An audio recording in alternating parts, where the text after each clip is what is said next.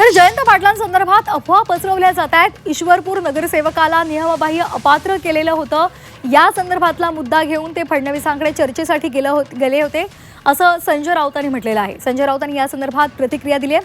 जयंत पाटलांसंदर्भात अफवा पसरवल्या जात आहेत असं त्यांनी म्हटलंय. ईश्वरपूर नगरसेवकाला नियमबाह्य अपात्र केलं आणि हाच मुद्दा घेऊन ते मुख्यमंत्र्यांकडे गेले होते असं त्यांनी सांगितलं. त्यांच्या मतदारसंघातला एका नगराध्यक्षाला अत्यंत बेकायदेशीरपणे डिस्क्वालिफाय करण्यात आलं. लोकातून निवडून आलेला नगराध्यक्ष आहे, त्याच्या इस्लामपूर भागातला, आणि कलेक्टरने तिकडल्या अत्यंत बेकायदेशीर नियमबाह्य पद्धतीनं त्याला बरखास्त केलं. आणि ही अत्यंत गंभीर गोष्ट आहे लोकशाहीसाठी.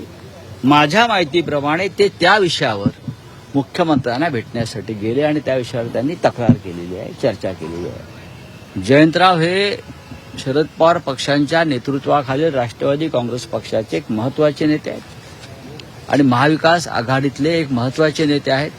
तुम्ही जे म्हणताय त्याच्यामध्ये मला अजिबात तथ्य वाटत नाही.